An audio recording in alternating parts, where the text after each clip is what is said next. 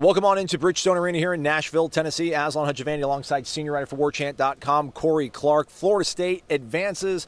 Big time win over Missouri. Just the way we saw it, right? They'd go up by 20 and then kind of hang on there in the end. Yeah. I mean, I'd been talking all week, obviously, how I expected them to be up 22 at the half, kind of just jump all over Missouri, because that's what this team does. They like to get up big early, Florida State, and kind of just exert their will and dominate for 20 minutes and then let the team get back into the game and then go on a 15-0 run to ice it. Yeah. In all seriousness, though, who stood out for you? I mean, the crazy thing to me, and I'm going to interrupt you as I ask you the question, was that they started off in a 7-1 deficit early on. Leonard Hamilton made wholesale changes, and then that he brought spark. his good players into the game.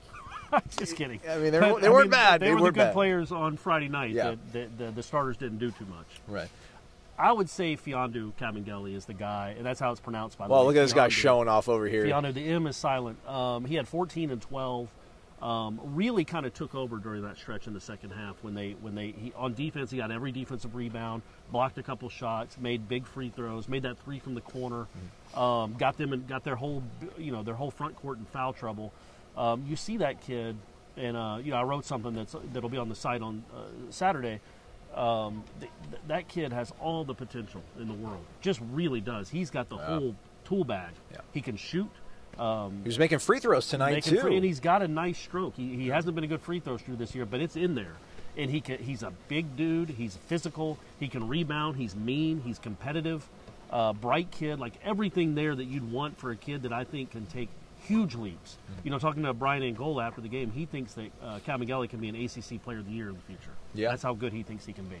MJ Walker, really good game coming off the bench. PJ Savoy knocking down some really good shots as well. Trent Forrest, though, you kind of hinted at it a week or so ago. He is the best player on this basketball team right now. And it's cool in the sense that he's not – usually when you see a guy's the best player on the team, it's because he can score 20, 25 in a night. Trent Forrest doesn't do that. In this game, he had 8. Yep. But he also had 8 assists.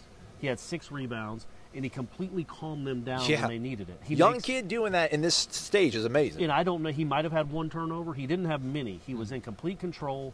He missed some free throws at the end, which is actually unlike him here in the ACC play. He's about an 80% free throw shooter. So you assume that was just kind of one game hiccup. But he is just a really gifted player and fills up the stat sheet in a variety of ways. Do you want to go on Priceline.com or should I go on Priceline.com and get the hotel situation? Yeah, I'll be honest with you, folks. We didn't book through the weekend.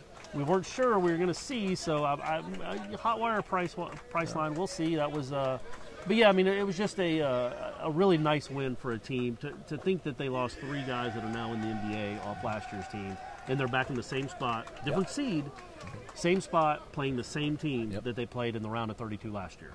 Florida State, Xavier, whatever you want to call them. They have an X as their logo. 8:40 Eastern time on TNT, but go on Warchant.com, check out the game thread. Great commentary from him. I'll be on the Twitter machine. Tried to upstage you today, Corey, by wearing my favorite jacket, but you busted out the I rode my hog to the arena, so I had to have my leather jacket. This guy right here. He's Corey Clark. I'm Aslan Hajivandi. Thanks for watching, folks.